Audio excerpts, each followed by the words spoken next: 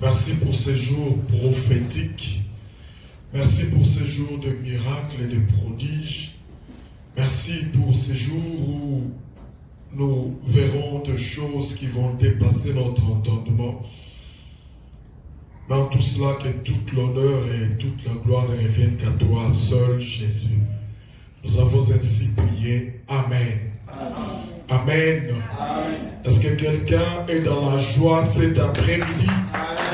Aidez-moi à acclamer bien le Seigneur. Amen, amen. Beaucoup de prédicateurs ont peur de souhaiter joyeux Noël. Surtout pas dans des caméras comme ça. Parce qu'il y a un grand débat doctrinal sur Noël. Pour certains, c'est une fête païenne. Pour d'autres, c'est une fête chrétienne. Qui a raison, qui a tort. Tout ce que je sais, c'est que c'est un débat vieux comme le monde, qui n'a pas commencé aujourd'hui. Une chose est sûre, Jésus est né un jour. Une chose est sûre, Jésus n'est pas né le 25 décembre. Voilà pourquoi on dit on commémore. En français, quand on dit commémorer, ça veut dire en souvenir de. Donc on se souvient de la naissance. Est-ce que Christ est né un jour? Oui. Est-ce que la nativité de Jésus a eu un impact sur la vie? Oui. Ça veut dire que ce débat n'a pas d'importance. Certains disent même que Noël ne se trouve pas, le mot Noël ne se trouve pas dans la Bible. Et s'ils peuvent nous trouver le mot Bible dans la Bible, je vais leur donner le plus grand cadeau. Trouver le mot Bible dans la Bible. Et pourquoi on l'appelle Bible? C'est un faux débat. Joyeux Noël. Merci. Que Dieu vous bénisse. Amen. Amen. Bien-aimés dans le Seigneur, nous sommes joyeux de nous rencontrer une fois de plus en ces jours. Après avoir combattu, après avoir souffert dans notre chair. Ce n'est pas facile. Moi, j'ai traversé pratiquement presque une dizaine de jours malade. Mais cela n'a pas changé mon attitude par rapport à la prière. Je suis resté par terre. J'ai continué à prier, je n'ai pas relâché. Le thème de notre journée, comme nous l'avons dit, je mettrai mes paroles dans ta bouche. Nous l'avons dit, c'était un grand jour prophétique. J'aimerais que tu sois le seul prophète de ta vie. Amen. Amen.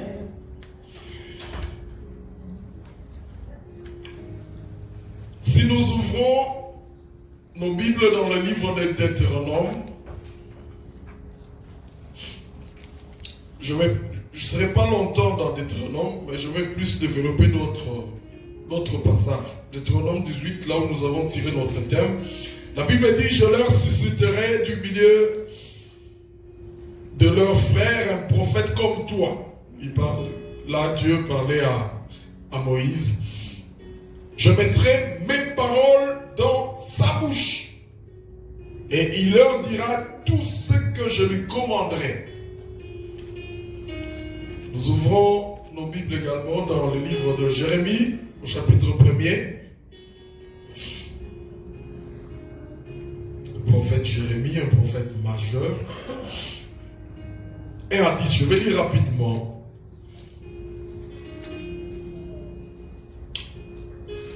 La parole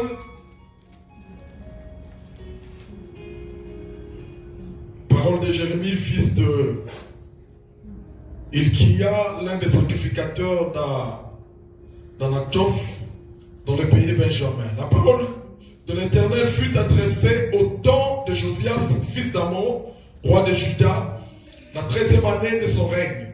au temps de Joachim, fils de Josias, roi de Juda, jusqu'à la fin de la 11e année de Sédécias, fils de Josias, roi de Juda, jusqu'à l'époque où Jérusalem fut emmenée en captivité au 5e mois. La parole fut adressée en ces mots. Avant que tu formé dans le ventre de ta mère, je te connaissais. Et avant que tu fusses sorti du sein de son sein, je t'avais consacré, je t'avais établi prophète des nations. Je répondis, là c'est Jérémie qui répond, ah Seigneur, éternel, voici je ne sais point parler, car je ne suis qu'un enfant. L'Éternel me dit, ne dis pas. Autrement dit, ne parle pas ainsi, ne dis pas, je suis un enfant. Car tu iras vers tous ceux auprès de qui je t'enverrai. Et tu diras tout ce que je t'ordonnerai. Ne crains point, car je suis avec toi pour te délivrer, dit l'Éternel. Verset 9. Puis l'Éternel étendit sa main et toucha ma bouche. Et l'Éternel me dit, voici, je mets mes paroles dans ta bouche. Regarde, je t'établis aujourd'hui sur les nations et sur le royaume pour que tu arraches, pour que tu abattes, pour que tu ruines, pour que tu détruises, pour que tu bâtisses et pour que tu plantes. Amen. Amen. Je vais dire à quelqu'un cet après-midi, Dieu ne fait rien sans sa parole. Amen. Le monde a été créé par la parole. Et la Bible dit dans Jean, au chapitre 1er, verset 3, tout ce qui existe n'existe sans la parole. Ça veut dire que tout ce qui existe a existé par la parole. La Bible dit, au commencement, dans le livre de Genèse, au commencement, la terre était informe et vide, et l'Esprit de Dieu mouvait au-dessus des eaux. Et Dieu dit que la lumière soit, et la lumière fut. De tout ce qui existe, tout a existé parce qu'une parole a été prononcée. Amen. Amen. En lisant Jérémie, que nous venons de lire, bien-aimé dans le Seigneur, il nous a relaté, premièrement, la rencontre entre Dieu et le prophète Jérémie. Dieu lui a fait part de son choix en disant que depuis que tu étais dans le ventre de ta mère, je te connaissais, je t'avais établi comme prophète. Mais quelle était la réaction de celui dont Dieu avait jeté son dévolu sur lui? Lui, il rétorque en disant que je ne suis qu'un enfant et je ne sais pas parler. Voilà pourquoi le Seigneur l'avait même reproché pour lui dire, ne dis pas que je suis un enfant. Ne dis pas. Ne dis pas. Ne prononce pas ces paroles-là. Ne prononce pas ces paroles négatives. Parce que Dieu savait que ces paroles-là avaient de l'impact sur lui. Alléluia. Dieu a exactement vu que le jeune homme était faible et incapable. Voilà pourquoi dans le verset 9, la Bible dit, puis l'Éternel étendit sa main et toucha ma bouche. Et l'Éternel dit, voici je mets mes paroles dans ta bouche. Je place maintenant mes paroles parce que tu étais faible, parce que tu t'es considéré comme un enfant, parce que tu t'es considéré comme un incapable. Moi Dieu maintenant, je place mes paroles dans ta bouche. Et à partir de là, que dit la Bible? Regarde maintenant, à partir du fait que j'ai placé mes paroles dans ta bouche, je t'établis aujourd'hui, toi les garçons faibles, je t'établis aujourd'hui sur les nations et sur le royaume. Pour que tu fasses quoi? Pour que tu arraches. Pour que tu fasses quoi? Pour que tu abattes. Pour que tu fasses quoi? Pour que tu ruines. Pour que tu fasses quoi? Pour que tu détruises. Pour que tu fasses quoi? Pour que tu bâtisses et que tu plantes. Amen. Mais tu vas utiliser quelle arme? Tu vas utiliser quel instrument? La parole. Alléluia.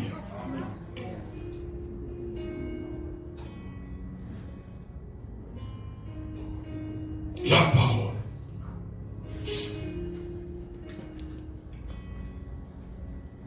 Je vais dire à quelqu'un cet après-midi, quand quand on apprend à parler en accord avec la parole de Dieu, quand on entre en accord avec Dieu, de grandes choses vont commencer à s'opérer dans ta vie. Pourquoi? Parce que Dieu est derrière sa parole. Proverbe 10, 21 dit, la vie et la mort sont au pouvoir de quoi? De la langue. Bien-aimés dans le Seigneur, nous devons faire très attention dans tout ce que nous disons. Quand le Seigneur m'expliquait cette prédication, papa, bienvenue. Je me suis souvenu de notre conversation que nous avions eue une fois où tu me raccompagnais à la maison. Je te parlais d'une anecdote, d'une conversation que j'avais avec ma fille Divine. Ce que Divine m'avait dit et ce que moi je t'avais dit. Et je regrettais de cette parole-là. J'ai dit non, je ne pouvais jamais dire ça.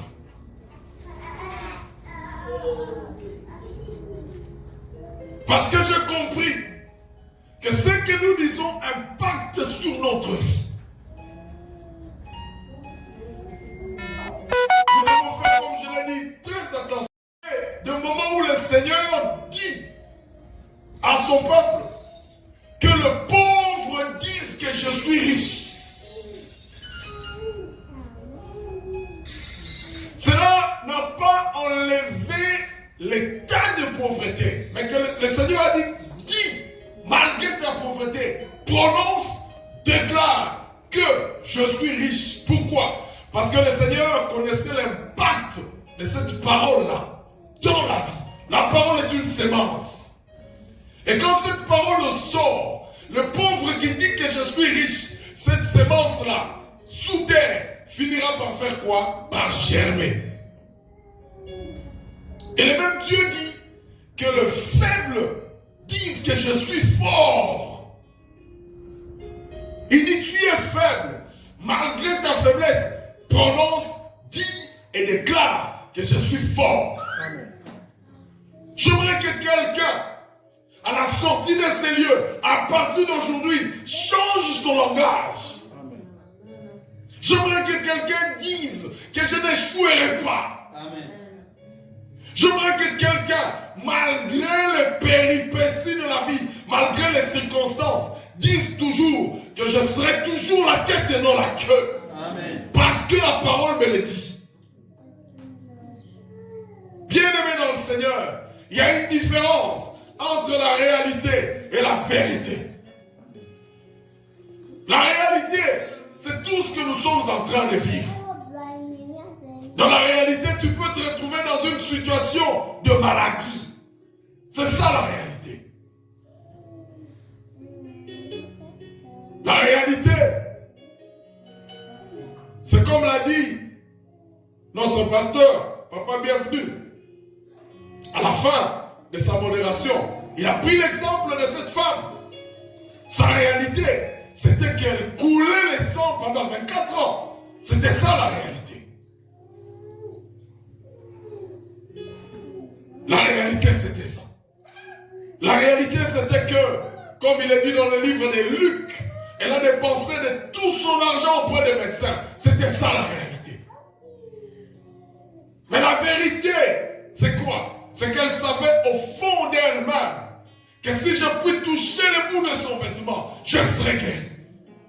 C'est ça la vérité. La vérité, c'est dans la parole du Seigneur. Voilà pourquoi le Seigneur avait donné un conseil précieux à Josué. Il lui a dit que ce livre de la loi ne s'éloigne de toi. Médite-le jour et nuit. C'est alors que tu réussiras. C'est alors que tu auras du succès. Le succès, c'est dans la parole de Dieu.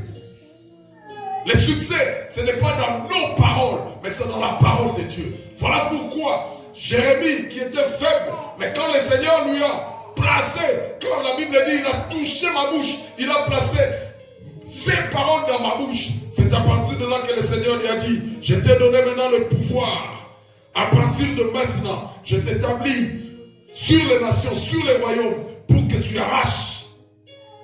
Il avait maintenant la capacité d'arracher des choses qu'il fallait arracher. Je sais que quelqu'un, au nom de Jésus, va arracher des choses aujourd'hui. Tu auras la capacité d'abattre des choses qu'il faut abattre. Il y a des choses qui ont longtemps duré, debout. Il y a des montagnes qui sont restées montagnes, obstacles. Mais aujourd'hui, par la puissance de la parole de Dieu, quelque chose se fera. Voilà pourquoi la Bible dit, qui es-tu, toi, montagne, pour résister devant Zorobabel? Tu seras aplani. J'aimerais que quelqu'un dise du fond de son cœur, qui es-tu, toi, montagne? Quelle est cette montagne? C'est peut-être la maladie. Qui es-tu, toi, maladie, pour résister dans mon corps? Je proclame au nom de Jésus que la Bible dit, mon corps est le temple de Dieu. Étant donné que mon corps est le temple de Dieu, tu n'as pas de place dans mon corps. Amen. Et ce que tu dis, c'est ce qui se fera. Amen. Alléluia. Amen. Que les faibles disent que je suis fort. Faisons très attention dans ce que nous disons.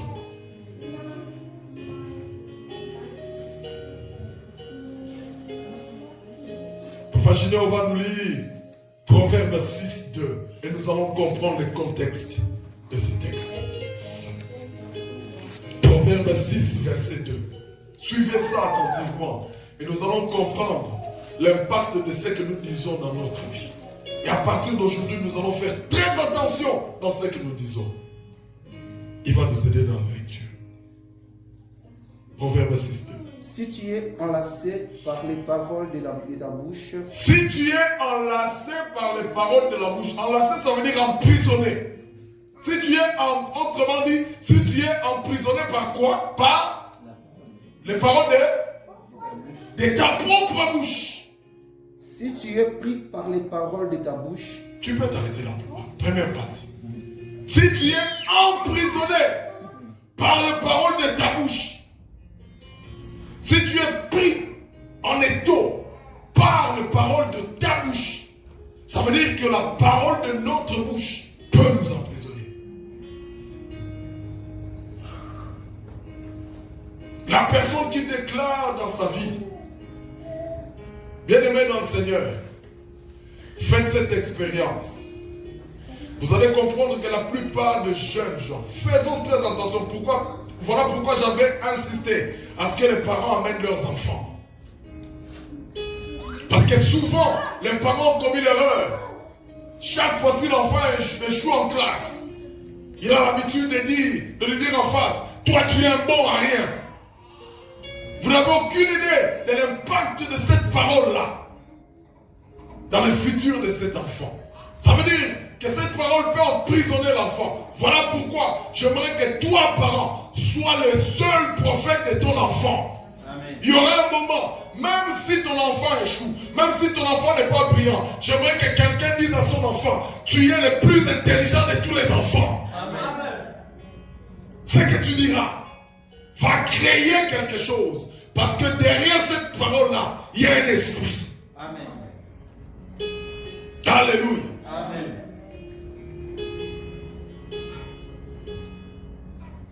Pourquoi tout ce que je fais?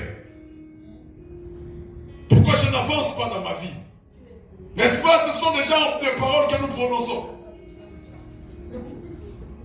Quand nous établissons un projet, et à la fin de ce projet-là, nous n'atteignons pas l'objectif escompté. Nous avons l'habitude de dire, pourquoi je n'avance pas? Parole prononcée. Et la Bible dit dans Proverbe 6, cette parole a fait quoi? Nous emprisonne. Si tu es emprisonné par les paroles de ta propre bouche, les paroles prononcées peuvent être à la base de notre emprisonnement ou de notre libération. La Bible nous parle dans Nombre 13 et 14 des 12 espions que que Moïse avait envoyé pour explorer Canaan. Ils sont allés, ils ont vu, ils ont constaté que la ville, que le pays était beau, qu'il y avait de fruits mûrs, que c'était réellement un pays où coulait le lait et le miel. Mais 10 de 12, quand ils sont rentrés, la Bible dit, ils ont dit, nous avons vu réellement que la ville était belle. Nous avons vu que le pays était beau. Mais la seule différence, c'est que nous avons aussi rencontré des géants. Et nous là, devant ces géants, nous sommes semblables à des sauterelles. Qui vous a dit que vous étiez semblables à des sauterelles? La parole. Et ce qu'eux ont dit a impacté tous les autres peuples. Et les peuples ont murmuré devant l'Éternel à cause de cette parole-là. Mais 2 des 10 avaient dit, malgré que nous avons vu des géants, mais les dieux qui nous a délivrés de l'Égypte, les dieux qui nous a fait passer par plusieurs victoires, nous donnerons aussi la victoire devant ces gens. Amen. La parole peut nous emprisonner. La parole peut être aussi nous libérer. Dans les textes que nous avons lus, si papa Junior peut nous aider à lire Nombre 14, 27 et 28, et puis 29 et 30. Suivons ça attentivement. Nous allons à partir d'aujourd'hui faire très attention à ce que nous disons. Nombre 14, 26, 27 et 28. 27 et 28. Yeah.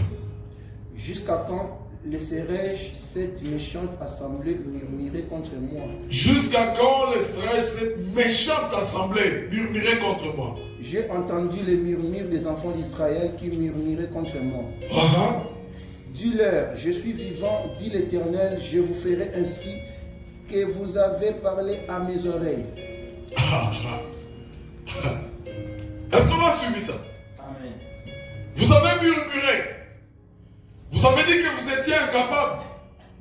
Vous vous étiez considérés comme des sauterelles devant ces géants. Dieu dit, dis-leur, je leur ferai de la même manière que ce qu'ils ont dit dans mes oreilles. Tu t'es considéré faible, tu seras faible. Tu t'es considéré vaincu, tu seras vaincu. Mais 2 des 10 s'étaient considérés vainqueurs. Et ils étaient vainqueurs. Pourquoi? Parce que ces 2-là, ce sont les 2 qui étaient entrés dans le Canaan. Tout le reste était mort au désert. Je leur ferai ce dont j'ai entendu de leur bouche par mes oreilles.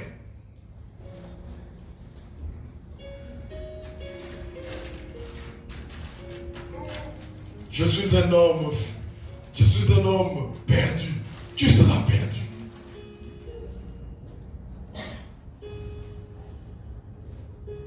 Moi j'ai échoué dans la vie. Tu vas échouer dans la vie.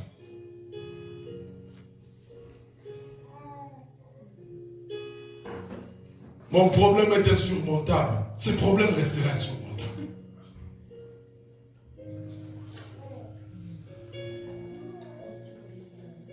Faisons très attention.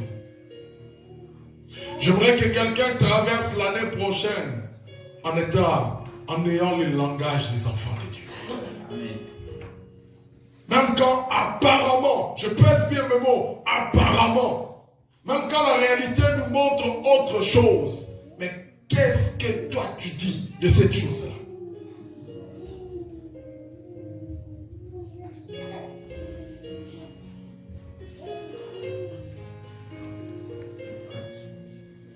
Le Seigneur s'est présenté devant Bartimée.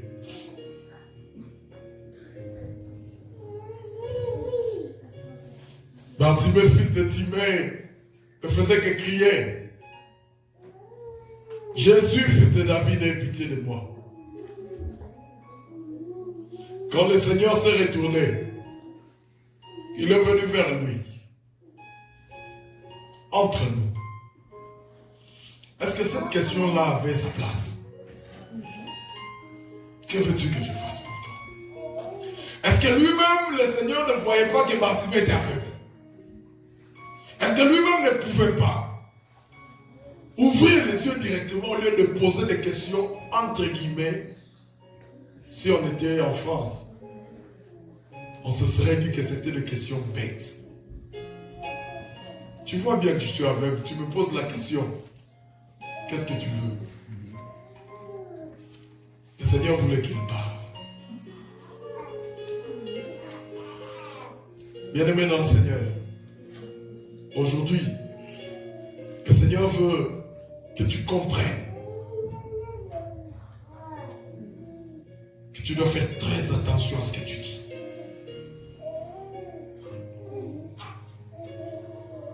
Je vais te dire que tes enfants seront ce que toi tu dis.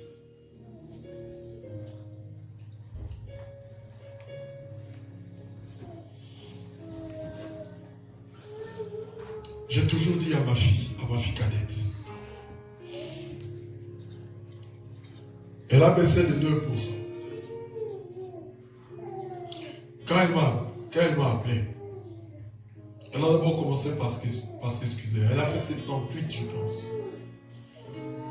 78%. Papa, excuse-moi.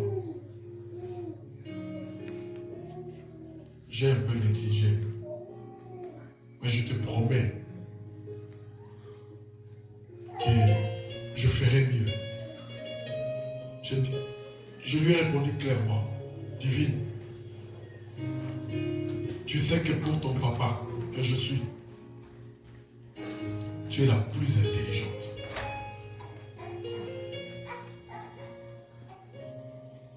Est-ce que Divine est la plus intelligente? Non. Mais pour moi, elle est la plus intelligente. Aucun de mes enfants n'échouera. Aucun. Et j'aimerais que quelqu'un dise que dans les années à venir, dans ce pays, on parlera de mes enfants. Sois le prophète de ta vie. Sois le prophète de tes enfants.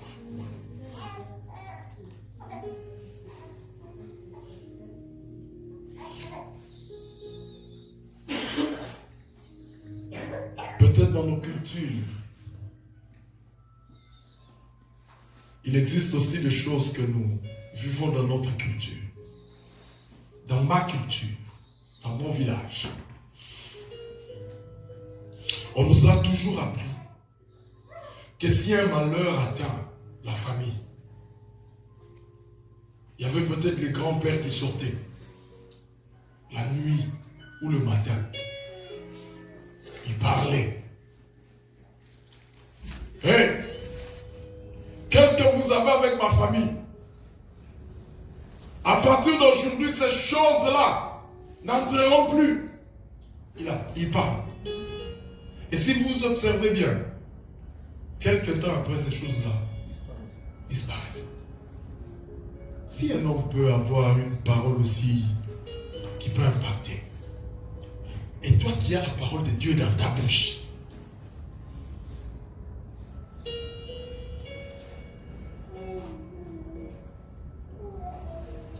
quelqu'un doit dire, je dois m'acheter une maison dans ces pays, ma propre maison. Je serai un grand homme ou une grande femme d'affaires. Même si la chose que tu dis, tu ne le vois pas, laisse-moi te donner une bonne information. Que le Dieu que tu sers, le Dieu qui vit en toi, le Dieu qui a placé sa parole dans ta bouche, la Bible dit, il appelle à l'existence des choses qui n'existent pas. Ça veut dire que toi, par ça, par cette parole-là, tu peux aussi appeler à l'existence des choses qui n'existent pas. J'aimerais que tu entres l'année prochaine avec un autre état d'esprit. Je t'interdis une chose, d'être influencé par les paroles des autres. Nous les Congolais, nous les Togolais, nous les Haïtiens, nous les autres, nous tels, dans ce pays, on n'évolue pas. Non, c'est toi qui n'évolues pas. Mais moi là, je vais évoluer. Moi, je ne suis pas toi. Ne fais pas ça. Parce que personne qui a fait ça n'a réussi. Ça, c'est toi. Moi, je me fie à ce que Dieu m'a dit. Je me fie aux promesses de Dieu. Parce que je sais que Dieu m'a donné la capacité de créer. Et je vais appeler à l'existence des choses qui n'existent pas. Qu'est-ce qui n'existe pas dans ta vie? Tu vas appeler à l'existence. Aujourd'hui même.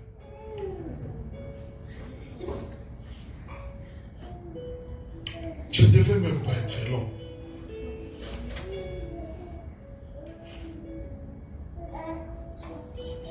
Combien de fois, bien aimés dans le Seigneur, nous avons perdu des batailles parce que les personnes qui sont en face de nous ont compris les secrets, mais nous sommes de purs aveugles. La Bible nous relate la bataille qu'il y a eu entre David et Goliath. Il pouvait directement entrer en scène et se battre. Mais Goliath, quand il a vu David, la Bible dit, quand il a vu le jeune homme, il est maudit par ses dieux. Il a maudit. Il a parlé sur le petit. Et après avoir fini, David ne s'est pas directement jeté sur Goliath. David aussi a parlé. David a dit, aujourd'hui, je vais couper ta tête. Aujourd'hui même, je prendrai ton corps et les oiseaux du ciel mangeront ton corps. Et si nous lisons la Bible, c'est ce qui s'est fait. Ce qu'il a dit, c'est ce qui s'est fait. Je peux te dire aussi, ce que tu diras, c'est ce qui se fera. Tout ce que je te demande, c'est d'être en accord avec Dieu. Sois seulement en accord avec la parole de Dieu. Sois seulement en accord avec la parole de Dieu. Je t'interdis de traverser